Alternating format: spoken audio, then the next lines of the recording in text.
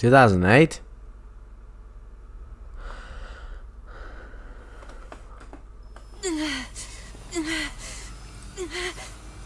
Emil. Emil, wait. Yes, kill this fucking village. Kill these stupid people. Fuck them. His instincts have taken hold. Let's grab Kaine and get the fuck. Shadow the Hedgehog? How? I didn't know Sonic was. Hey. This ain't good, sunshine.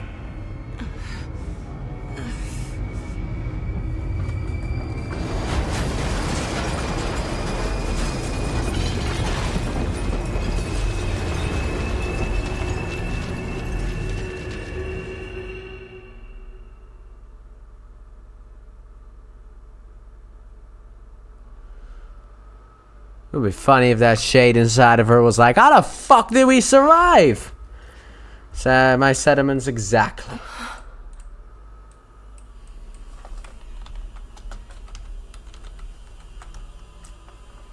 Yes! Oh my god, fucking finally.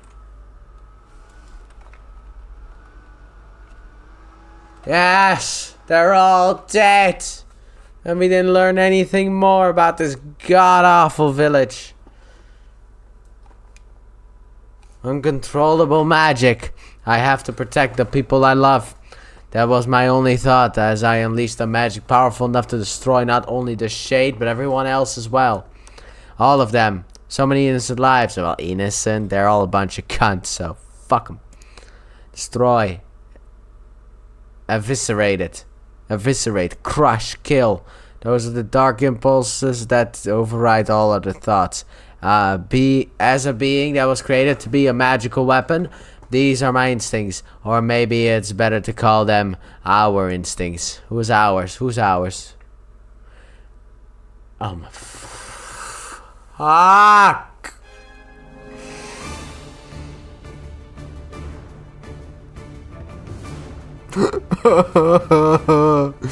No, not another story time. Emil's story. Let's see.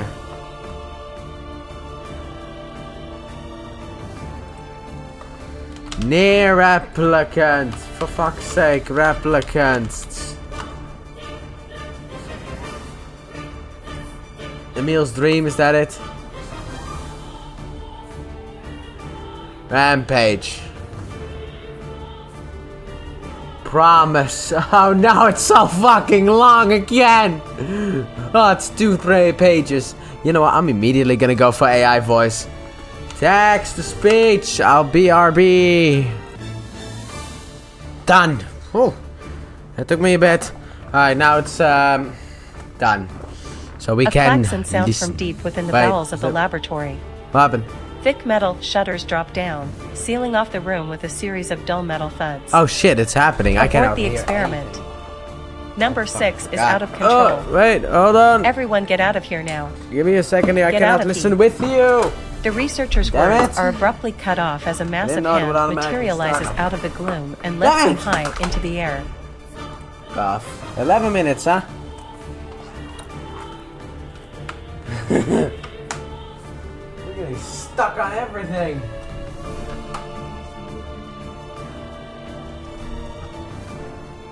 No, let me listen with you, please. I will do it again from the beginning. Here we go. A klaxon sounds from deep within the bowels of the laboratory. Thick metal shutters drop down, sealing off the room with a series of dull metal thuds. Abort the experiment. Number 6 is out of control. Everyone get out of here now. Get out of here.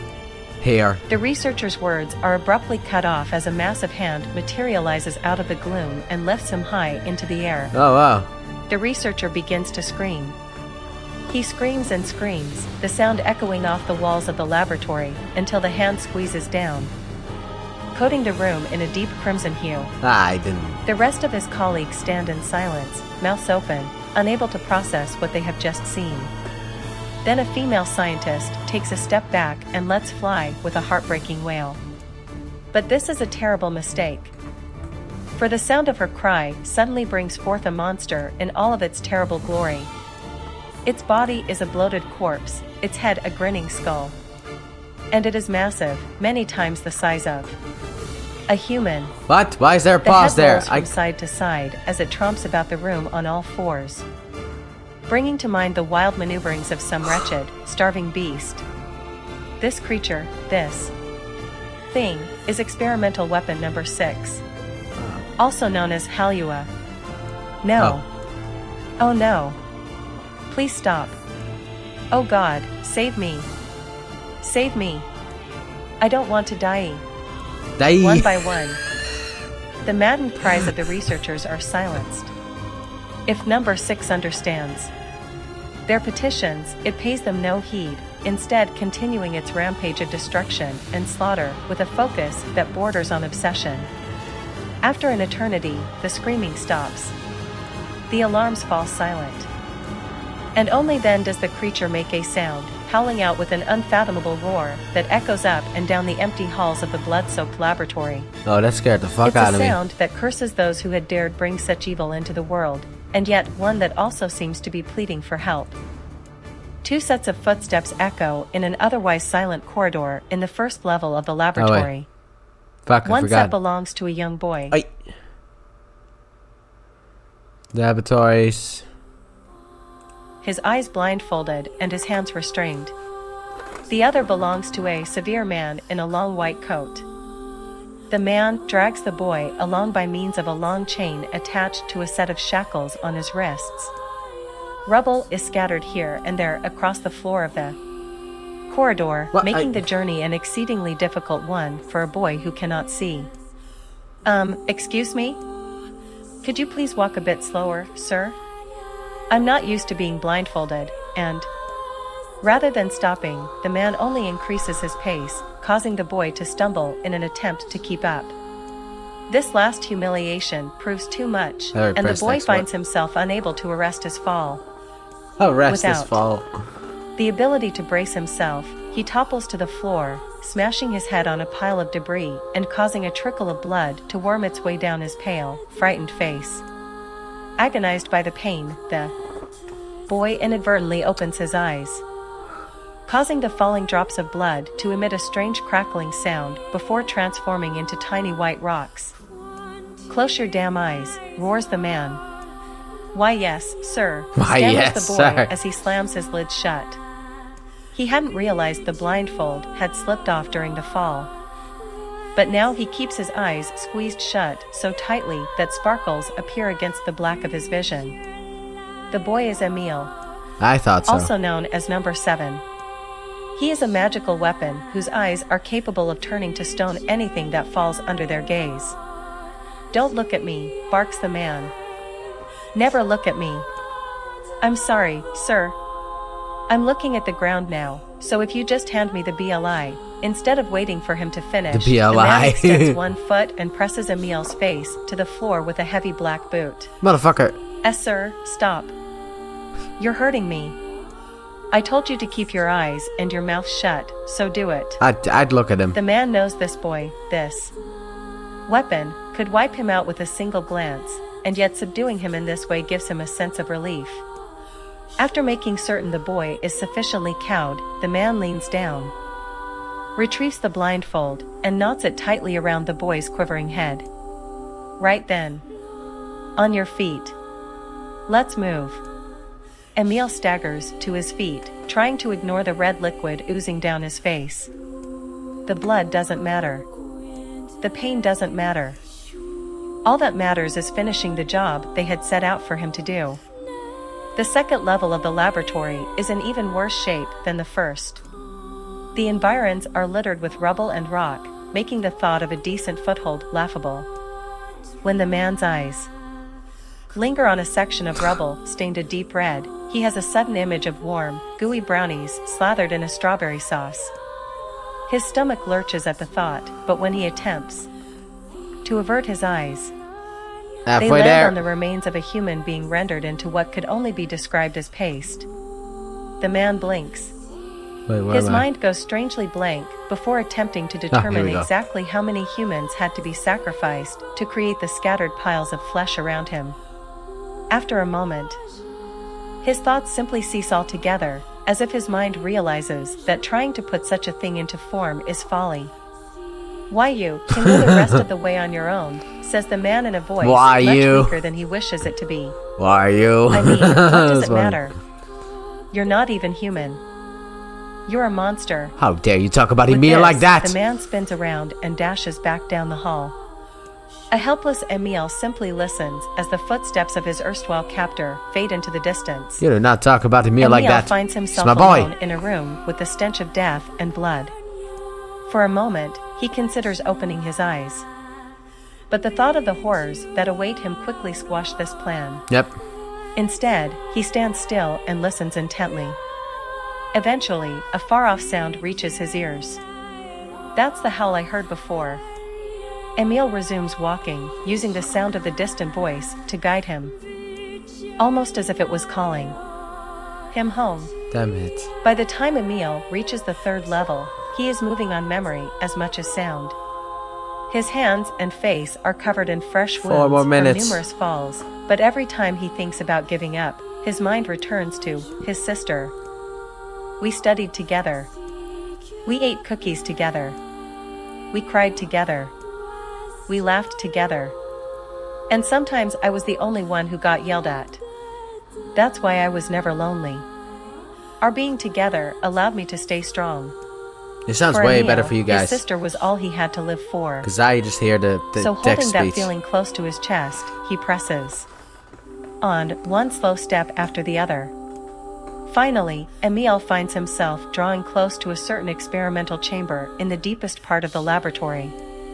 The howl is very close now, and as he touches the switch that controls the door, he thinks about his mission. His mission. Number 6 is the ultimate weapon. No, it's not. She is his sister, and he must turn her to stone. The door slowly opens, revealing the massive interior of the experimentation chamber. After a few steps, Emil removes his blindfold and slowly opens his eyes. His sister lurks before him, but she looks nothing like the girl he once knew. Instead, he sees a savage beast crawling on all fours through the shredded remains of researchers. As the thing that had been his sister stops and tilts his head in Emil's direction, he focuses his gaze on it. A series of soft crunching sounds emerge from the creature as his magic does its terrible work. Terrible. First the fingers, then the hands, arms, legs, head. What little color the beast once possessed fades to a dull, ashen gray. And yet, somehow, it summons what strength remains and pulls itself toward Emil one slow, lumbering effort at a time. Wailing, the massive monstrosity closes in. Is she worried about me? Or is she coming to kill me? Bit of both. Emil feels prepared to accept either outcome. After all, this was his older sister, the person he loved more than anyone else in the world. Halua, I. The moment Emil speaks, number 6 comes to a sudden halt. Silence descends on the chamber as the siblings stare at each other. I'm sorry, Halua, but everyone says you're too powerful. They say it's too... Can I pause that for a second? I want to write that name down. Halua. Because I just thought that thing was called number 6. dangerous unless I seal you away. I'm so sorry.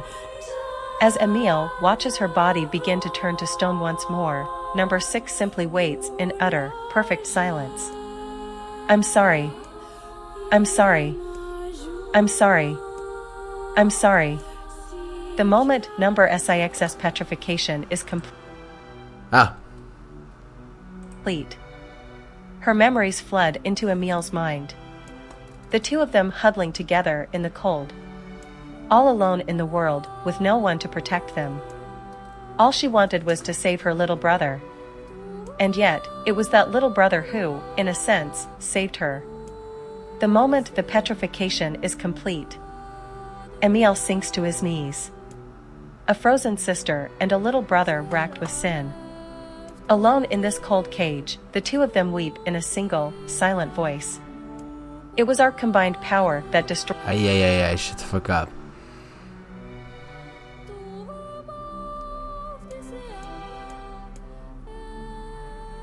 the Eri. Whole existences. Entire lives. Even their memories. Lives. We took it all. We took everything. My sweet, gentle sister turned into a monster. And the same thing will happen to me, now that I have her power. If my instincts as a weapon win out and destroy me in the process. If that power ends up hurting someone I love.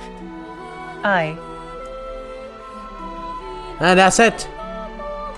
So now.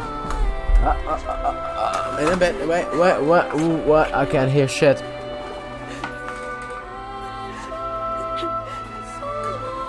There we go. What have I done? You did the good boy. Proud of you. I killed innocent people. Yes. I killed them all. Yes. Perfect. But you saved us. See? It's not all bad. If it wasn't for you, we'd all be dead. You did a good thing, kid. We owe you. Don't ever let yourself go down. They were a bunch of cunts. You were a good boy. Aye, they were a bunch of cunts.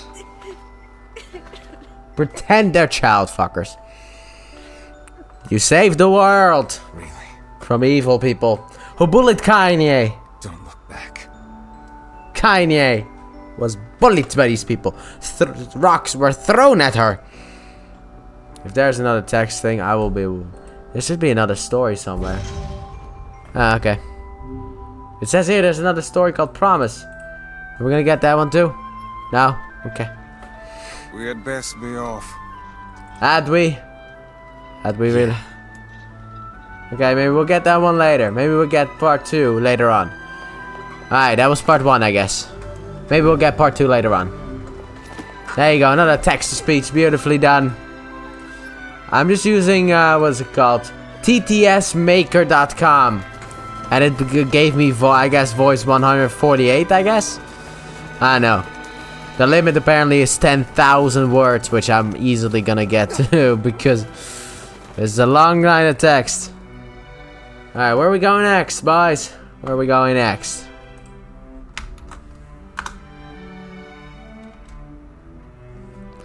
Just in case, I'm gonna keep this bad boy open. Just in case, you never know.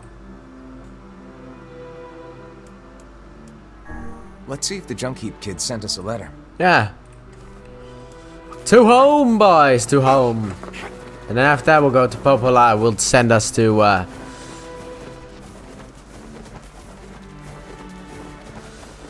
Ay. What a day. I didn't know Emil was gonna get one of them as well. I guess the next one is gonna happen when he's gonna die. At least that's all I can think about.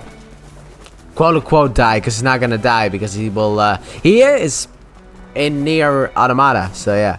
Which is a fantastic game. This is not necessarily less of a fantastic game, but it is less of a fantastic game. Still, I am having great fun. I may be tired as shit during the last recording session and this one. But you know when you have that game that you want to play so fucking badly. It's just like, I want to play it even if I'm tired. That's this game for me. I'm so excited to play more of it. It's not even a point of like, if I can, like, oh, I need to beat this as fast as I can so that I can get through Ratchet and Clank. No, that's not it. It's all about the other stuff. It's all about them having... He's done it off to... This game is so fun, so great. Shut up, dog. Shut up, dog. This game is so good. Both of these games are. And if they're like, hey, we're coming out with a new NieR that's taking place after NieR Automata, I'll be like, yep, here's me money, take it. Alright, take it. Take it. To be honest, the moment that he announces it, it's already been taken. My money's been stolen.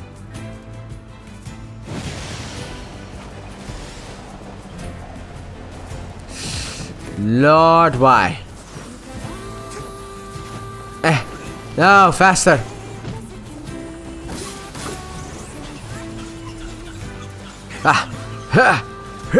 Made it. In a bit, boys.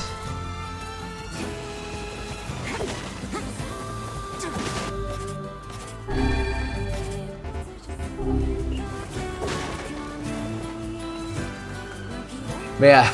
Whew. I will say NieR Automata is better. And I wish that they just actually remade this fucking game in that sense.